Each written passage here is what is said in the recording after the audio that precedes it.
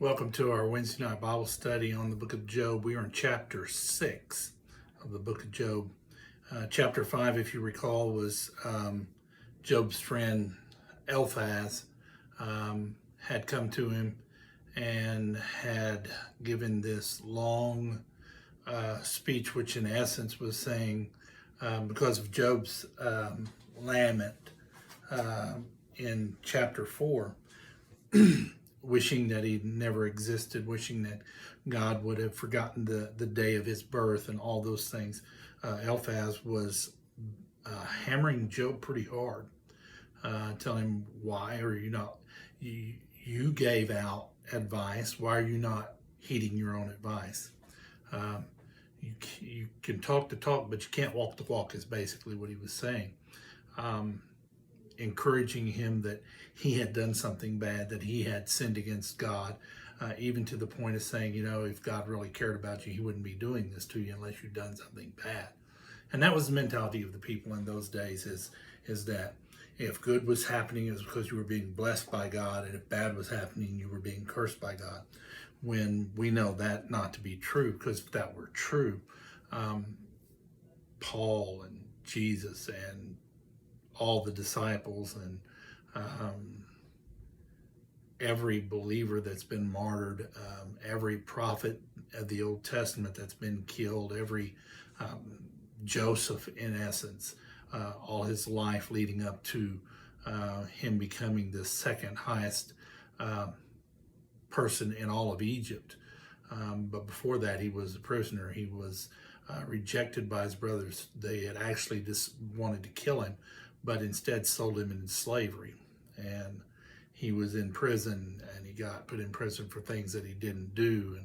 And just the whole thing would have, if you think about it, would say that Joseph was not a man of God, which he was. And so we come to Job, and we hear everything that Eliphaz has said. And Job is about to reply in chapter 6. So let's get right into it. First 7 verses, verse 1 through 7, it says, "Then Job answered, if only my grief could be weighed, and my devastation placed with it in the scales, for then it would outweigh the sands of the seas. This is why my words are rash. Surely the arrows of the Almighty have pierced me, and my spirit drinks their poison. God's terror has arrayed against me. Does a wild donkey bray over fresh grass, or an ox low over its fodder? Is bland food eaten without salt? Is there flavor in an egg white? I refuse to touch them. They are like contaminated food." First of all, here's what Job is really saying. He is basically, like all people do when they're in great trials, he's pointing a finger at God. And now, not to the point of cursing God, and as Satan desired him to, but he's pointing a finger at God and saying, God is doing these awful things to me. He is, if you weighed the amount of woe, of devastation, of grief, remember, he lost all of his children. He lost almost all of his slaves, and if I look at Job and say, okay, this is the kind of man that I want to work for, whether slave or what in those days was called a slave. You weren't necessarily a slave, but you were, I forget the actual word, but it meant that you worked for somebody for pay. You were an employee. And in that, you did what the boss wants you to do to earn your pay. And he's basically saying, if you weighed all of my grief, and speaking of Job and his slaves, I believe there were some of them that were very close to Job, that were his friends, maybe even some that were raised with him.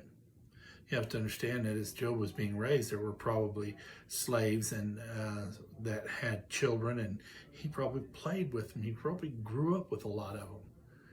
And he probably thought of them as much family as his own kids. So he was so grieved. And then the agony of the health issues that came on him. Um, he's like, if it was weighed against all the sand in the oceans, it would still outweigh it.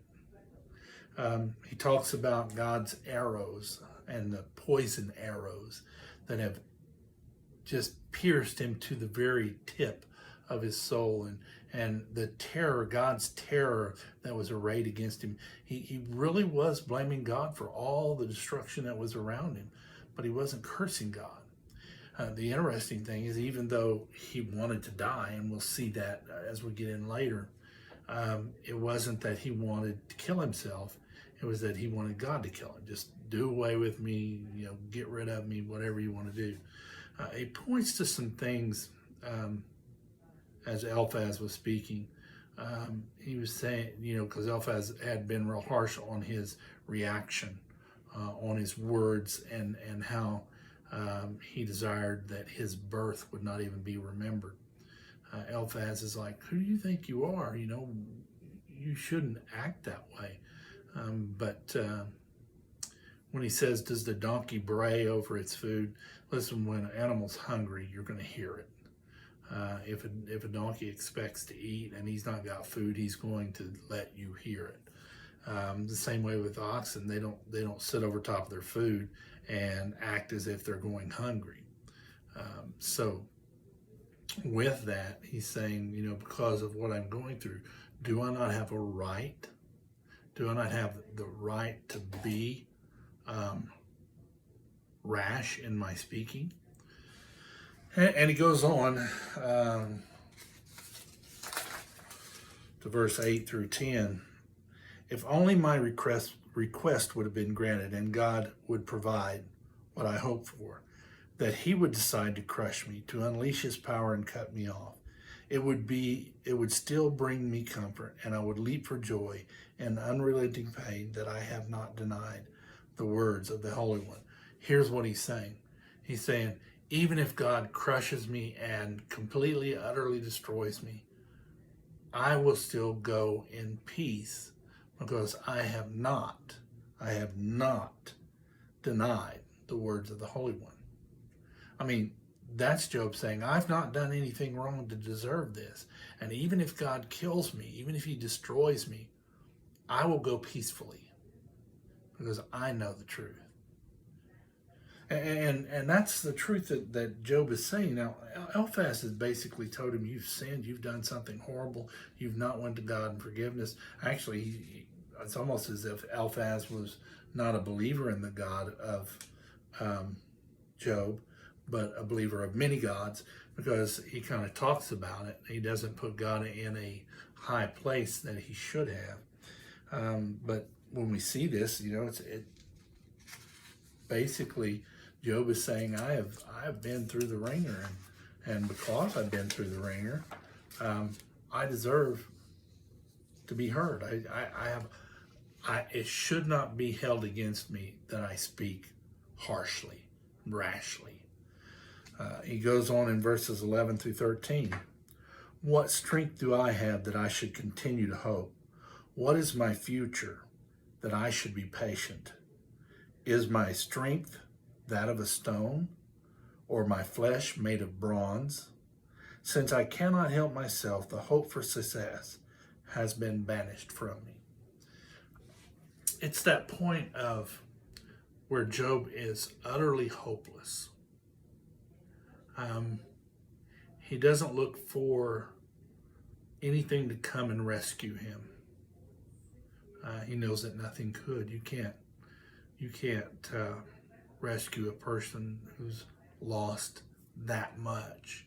You can't come in and try to replace. Only God can. But there's just no on the wings out there that somebody could come in and say, here's to replace what you've lost. I don't believe he was laying over the money and over the finances. It was over those heartfelt friends and family and children that he was broken. His own health he was broken for. You always have that question when you have health issues. Why is this happening to me? I can remember when my dad was diagnosed with cancer. Um, Part of him, and he kind of verbalized that to me a little bit. Why am I going through this? He'd ask God, why am I going through this? And God, can you remove this from me? And that's what Job's doing. I have no hope as to why I'm going through this. And so I'm putting this out to God, basically, in his words, not cursing God, not disbelieving, not being unbelieving of God, and not even cursing God to his face, but just saying, God, just remove me, just put me out of misery, and I'll be grateful. Go on verses 14 through 23.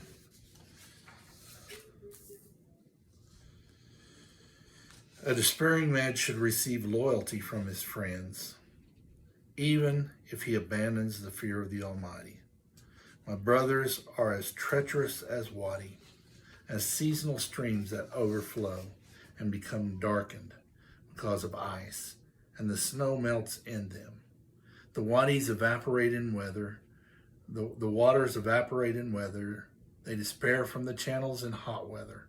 Caravans turn away from their routes, go up to the desert, and perish. The caravans of Tema look for those streams. The traveling merchants from Sheba hope for them. They are ashamed because they have been confident of finding water. When they arrive there, they are frustrated. So this is what you have now become to me. When you see something dreadful, you are afraid. Have I ever said, give me something, or pay a bribe for me from your wealth, or deliver me from my enemy's power, or redeem me from the grasp of the ruthless? I mean, right now he's questioning his three friends. And now Eliphaz is the only one who's spoken as of this point. But he's questioning his friends. Why didn't you just come to be here for me, to encourage me, instead of coming at me and saying there's something I've done and I need to repent, or I need to just curse God and die? And, it's my fault. Why would anybody do that? That would be like me going to my best friend and him being laid up with cancer and saying, dude, you messed up. You're gonna die of cancer because you messed up, and you need to figure that out right now. And that's just the words that Eliphaz brought to Job, but not of one of comfort. I think sometimes words have no comfort. I've been in houses where someone has lost a loved one, and it's so fresh that my words are not going to help. As a matter of fact, my words are going to cost more than anything. And sometimes you just sit there and say, oh, this is what they did for 7 days. They sit there in silence, but then they spoke up. And they blamed him for everything that was happening to him. I mean, it would, like I said, it would be like me going to a friend's house who has cancer and blaming him for his cancer. It's his fault. He did it. The fact of the matter is when you speak to a friend or a loved one or somebody that's hurting, your desire is to give them comfort, to encourage them in some way, to tell them, if you need anything, I'm here. If you want to talk, I understand your hurt. I understand the struggle. You may not understand. Sometimes you may just say, I got you. I'm here. What do you need? Sometimes just knowing that someone's there is enough. Job even points out, as he talks about the streams, and basically what he's talking about is he's comparing what his friends did to him to his wealth was like the overflowing river that's coming down, and the mountain snow and ice have melted, and the water's coming down, the pure water's coming down. But the sun comes out and the heat of the desert scorch it and dry up the river, and there's nothing there. And these caravans that are seeking water, they're believing that there'll be water at this location because there always is. and they get there and they're frustrated because there is no water. So that's the way Job feels. There's his water of hope is dried up, and his friends are frustrated at him because of it. And it's like pouring salt on an open wound. It burns, it hurts, and it's harsh. And so Job has brought this to them, and he's basically telling, what kind of friend are you that you would come at me like this? He goes on, verses 24 to the end of the chapter. Teach me and I will be silent. Help me to understand what I did wrong. How painful honest words can be. But what does your rebuke prove? Do you think that you can disprove my words, or that a despairing man's words are mere wind? No doubt you would cast lots for a fatherless child and negotiate a price to sell your friend. But now, please look at me. Would I lie to your face? Reconsider, don't be unjust. Reconsider, my righteousness is still the issue. Is there justice on my tongue? Or can my palate not taste disaster? When we think of what he's saying here, he's asking his friends, first of all, what I've said, what I've struggled with, even though you're telling me it's my fault, and I'm telling you I've done nothing wrong. Why would I lie? Why would I lie? If it was as simple to admit something and die, that's the easy way. But I've not. And yet you come at me as if I've done something horrible. If what you're saying is true, teach me. Let me know what I failed at. Show it to me. Give me evidence. And they couldn't. There was no words that they could give. They could point to what he's going through and saying that's the evidence, but that's not the evidence that he did something. It's the evidence of harshness that's been put on him. The mentality of because harshness is on you means you're evil is not true. Was watching for those who are in the Bible study with us in the American Gospel, the Christ Crucified. One of the men talked about how it rains on the just as well as the unjust, and even said Adolf Hitler got to see beautiful sunsets. He experienced those things. He experienced beautiful things in his life, and he did. And yet, what we know of Adolf Hitler, he's one of the most evil men, most ruthless people in all of the world, ever. And yet he experienced good and pleasant things. You see, in our world today, and especially the one we're in now, our expectation of many of the what you call New Age gospel, New Age preachers is that God is always for you, and He's going to give you whatever your heart desires, and that's just not true. Jesus talks about ask and it'll be given to you, knock and the door will be open. But what he's talking about is someone who is pursuing holiness, is pursuing God's nature and desiring to be like God. And those who are doing those things, yes, what they will desire will be what God desires for them. And he's desiring to give that to them. But the flesh sometimes creeps in and we desire things. And that's the issue with many on the prosperity gospel, is that they're desiring wealth. They're desiring, and they mark that with gaining wealth as being blessed by God. Well, when you're taking thousands of dollars from people who can't afford it, when you're claiming to heal when you can't, and taking money and telling them, donate to my ministry and God will bless you and give you good health, and if you give $1,000, God will turning into 10,000 for you. That's just not true. Don't believe anybody that tells you that. You know, I try to explain to people, sometimes we forget the blessings we receive. We're too busy trying to purchase the blessings instead of looking at what we have. You know, one of the things my dad said not long before he passed, he was like, you know, I've had a good life. Great kids and awesome grandkids, and I've lived a good life. No regrets. It could have been easy just to say I'm angry at God for the cancer, but no regrets. He counted his blessings. You know, the old hymn, count your blessings, name them one by one. It has a lot of things.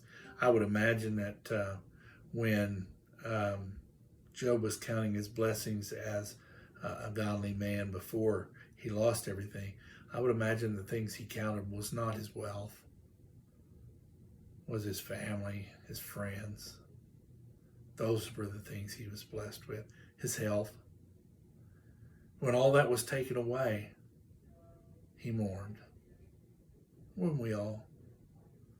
And yet he has these three friends, starting with Eliphaz, who come and point a finger at him and say, you're at fault. You're at fault. And Job says, I can find no reason. He was angry with God. Yes, he was. He wanted to die, but he wasn't going to commit suicide. Yeah, in that is the part that kept Job from that suicidal form. Though he was depressed, though he was struggling, he stayed away from that aspect because the only thing I can be reminded is he did have these friends there. And I would imagine that many times he thanked God for the blessing of Eliphaz. I believe he did. And now he's trying to find out from Eliphaz, okay, if I've done wrong, show me, teach me, let me learn so I can go to God and repent. I would almost imagine that if Eliphaz would have had the ability to show him where he'd done wrong, and then Job would have agreed, that Eliphaz would have said, listen, Job, I've got an animal I'm going to give to you. You sacrifice that animal to God. And Job would have done it without even blinking. But Eliphaz came with nothing. Now they're going to try, his other two friends as well as Eliphaz, and even Job's wife, as we get into the next couple of chapters, they're going to try to convince Job that he did something. They don't know what, but he did something. And Job is going to rebuke everything that they say. And just see the heart of Job. And I think of the church today and the many struggles that churches are having in this COVID world, where you can't have the intimate relationships that you had before. You can't hug your older ladies who love you dearly. You can't shake hands with your friends in the church. You can't sit down at a meal together with them and celebrate.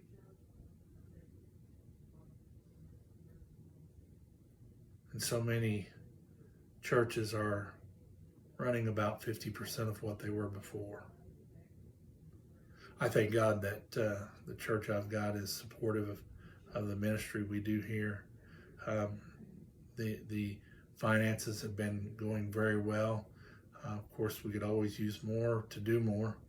And I know the old saying from Oral Roberts is you got to have money to do ministry, and it's true.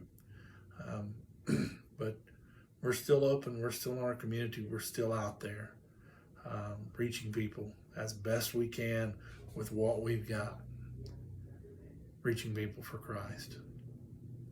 If you'd like to give to the church, you can send a check to P.O. Box 142, Ketchum, Oklahoma, First Southern Baptist Church, or if you want to shorten it to FSBC Ketchum, you can. If you want to give to our PayPal account, you can go to our web page and see that there. If you have a prayer request, please call, let me know, or send a message to the email, which is fsbcketchum@gmail.com. And we'd absolutely love to pray for whatever need you have. The ministry of the church is being guarded by our folks, but if you'd like to be part of that, I believe God will bless you for helping. And blessings may be as simple as getting us through this time. A message that you hear either from me or driving home and hearing a song that speaks to your heart. I pray that God will bless you and God will keep you in his hands. We're going to get through this. We're going to be on the other side. There's going to come a time where you can go to church and you can be a part of things, and not even saying things get back to normal, but things get better, and I believe they will. Pray for me and my family as we try to lead as best we can this great church. Thank you, and come see us Sunday morning at 10:50. We would love to have you. We've shortened our service time. You'll be out way before noon. Also, we have masks that are available. You can wear your mask in the church, and when you sit down, if you want to take it off, that's fine. You do you. We're social distancing. We're doing everything that they're asking us to do. Hand sanitizer. We're not offering up in the plates and passing them. They're at certain locations where you can give. But we would absolutely love to have you come and visit us, get to know us a little bit.